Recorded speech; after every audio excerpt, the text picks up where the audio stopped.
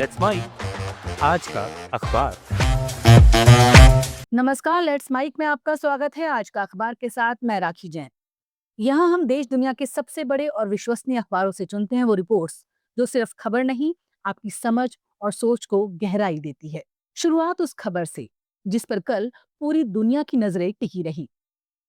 अमेरिकी राष्ट्रपति Donald Trump और रूसी राष्ट्रपति पुतिन की अलास्का में हुई 3 घंटे लंबी मुलाकात।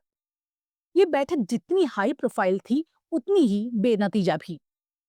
3 घंटे बंद दरवाजों के पीछे बातचीत चली, लेकिन बाहर आकर दोनों नेताओं ने महज 12 मिनट की प्रेस कॉन्फ्रेंस की। ना कोई ठोस ऐलान, ना ही पत्रकारों के सवालों के जवाब। यूक्रेन रूस युद्ध और संभावित सीजफायर पर सारी उम्मीदें वहीं अटकी रह गईं। दुनिया के बड़े अखबारों और चैनलों ने इस बैठक पर सख्त राय दी। न्यूयॉर्क टाइम्स ने इसे हाई स्टेक्स डिप्लोमेसी का असफल प्रयास बताया और लिखा, ट्रंप का दावा, मैं युद्ध खत्म कर सकता हूं, इस मुलाकात के बाद खोखला लगने लगा है। सीएनएन ने हेडलाइन दी, बहुत शोर, कोई नतीजा नहीं। बीबीसी और रॉयटर्स ने साफ लिखा, प्रेस कॉन्फ्रेंस में दोनों नेताओं ने सिर्फ तारीफों का आदान प्रदान किया और सवालों से बचते रहे।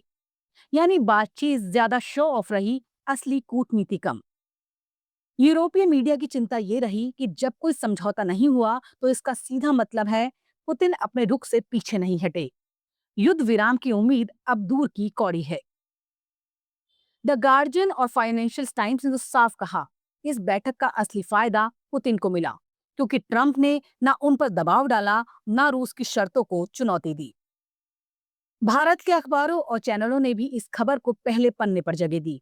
दैनिक भास्कर और हिंदुस्तान ने लिखा, 3 घंटे की बातचीत, लेकिन सीज फायर पर कोई बात नहीं बनी। टाइम्स ऑफ इंडिया ने इसे सतही बयानबाजी करार दिया और भारत रूस रिश्तों पर इसके असर की चर्चा की।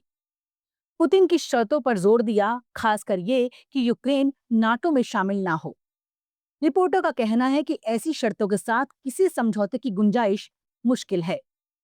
भारतीय मीडिया का रुख साफ रहा, चिंता इस बात की कि लंबा खिंचता युद्ध वैश्विक ऊर्जा बाजार और भारत की रणनीतिक स्थिति दोनों पर असर डालेगा।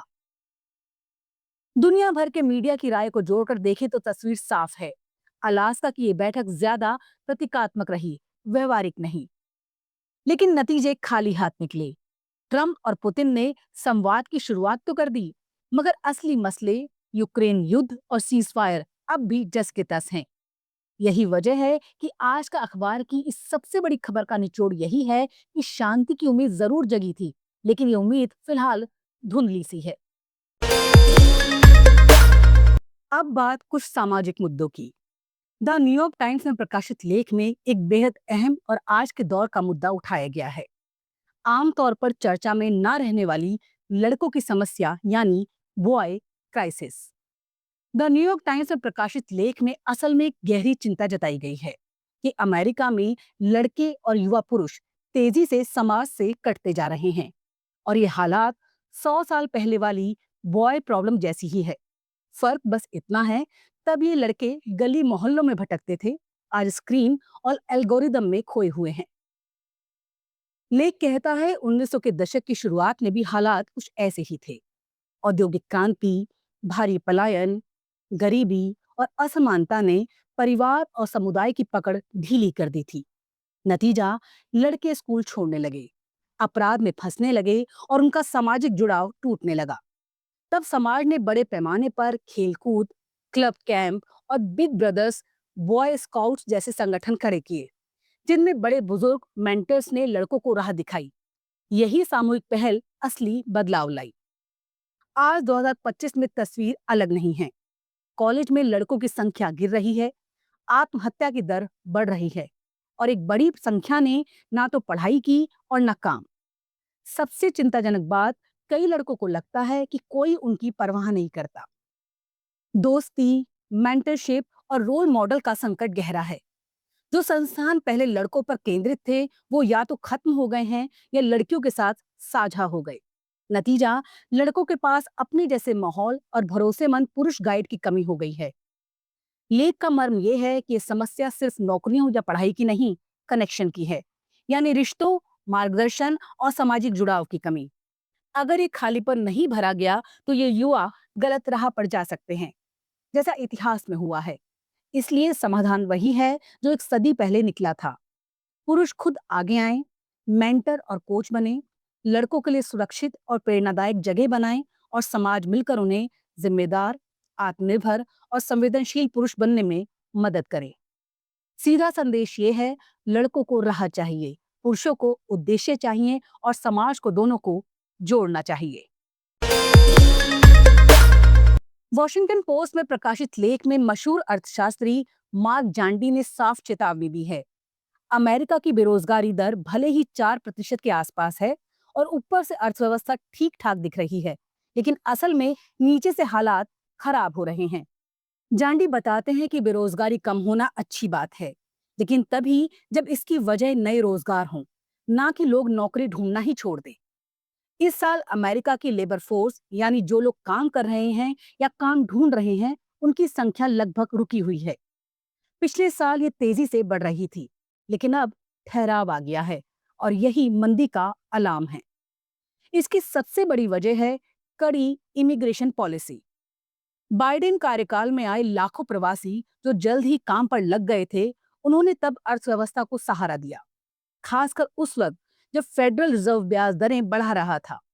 लेकिन अब बाइडेन के अंतिम दिनों में शुरू हुई पाबंदियां और फिर ट्रंप प्रशासन की सख्ती से दक्षिणी बॉर्डर लगभग बंद हो गया है। नतीजा, प्रवासी श्रमिकों की संख्या घट रही है और स्थानीय श्रमिक उनकी जगह भर नहीं पा रहे। इसका असर कई सेक्टर पर पड़ेगा: खेती, निर्माण, manufacturing, transport, hotel restaurant, retail और बुजुर्ग बच्चों की देखभाल। ये सब इमिग्रेंट लेबर पर टिका है।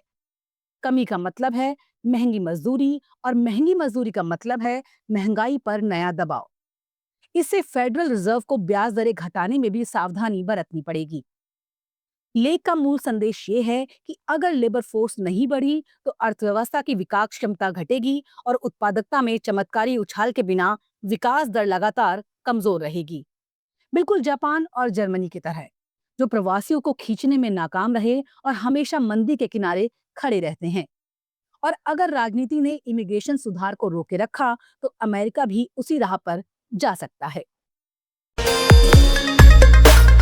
द गार्जियन में प्रकाशित लेख में सवाल उठाया गया है कि क्या सिर्फ किसी महिला के सत्ता में आने से राजनीति सचमुच बदल जाती है, या फिर हम उनसे उम्मीदें जरूरत से ज्यादा बांध लेते हैं। लेख में 3 बड़ी महिला नेताओं, स्कॉटलैंड की निकोला स्टर्जन, जर्मनी की एंजेला मर्केल और न्यूजीलैंड की जेसिंडा ऑर्डन के उदाहरण दिए गए हैं। जब ये सत्ता में आईं तो लोगों को लगा ये ज्यादा संवेदनशील, मानवीय और बेहतर राजनीति का नया दौर लाएंगी। मर्केल के शरणार्थियों को अपनाने का फैसला, ऑर्डन का क्राइस्ट चर्च मामले के बाद का एकजुट करने वाला नेतृत्व और स्टर्जन का संतुलित, शांत और तथ्यों पर आधारित अंदाज, इन सबको राजनीति का नया चेहरा माना गया। यहाँ तक कि इंग्लैंड में वामपंथी लोग कहते थे, काश हमें भी ऐसा नेता मिलता। लेकिन वक्त के साथ ये तीनों भी विवादों और आलोचनाओं में घिर गईं। ट्रांस अधिकारों के मुद्दे ने स्टर्जन को मुश्किल में डाल दिया। ऑर्डर ने अपने गरीबी घटाने के वादे पूरे नहीं कर पाई और मर्केल की नीतियों पर भी विभाजन की राजनीति हावी रही। यानी सत्ता का कबीलाई गुस्सा वैसा ही रहा, बस चेहरा बदल गया। लेख का मर्म यह है कि नेता का आकलन उसके लिंग से नहीं बल्कि नतीजों से होना चाहिए। महिला होना ना तो उन्हें जादुई तौर पर बेहतर बना देता है, ना ही विफलताओं से बचा लेता है। हाँ, इन नेताओं ने रास्ता जरूर खोला ताकि आने वाली महिला नेता को पहली होने का दबाव ना झेलना पड़े और लोग उन्हें भी बाकी नेताओं की तरह सामान्य मानकर परखें। सीधा संदेश है, सत्ता में महिला होना अपने आप में क्रांति नहीं, असली फर्क लाती हैं नीतियां, फैसले और नतीजे। लेकिन आज जो महिलाएं राजनीति में तीसरी, चौथी, 5वीं बार उस दरवाजे से गुजरेंगी, उनके लिए रास्ता साफ करने का काम इन पहली पीढ़ी की महिला नेताओं ने किया है। आज का अखबार में फिलहाल इतना ही। देखते रहिए, सुनते रहिए लेट्स माइक। नमस्कार। आप सुन रहे थे let's mike more than radio. Follow कीजिए हमें हमारे सोशल मीडिया प्लेटफॉर्म्स पर। It's time for news. It's time for more than radio. presenting the first radio news app, Let's Mike.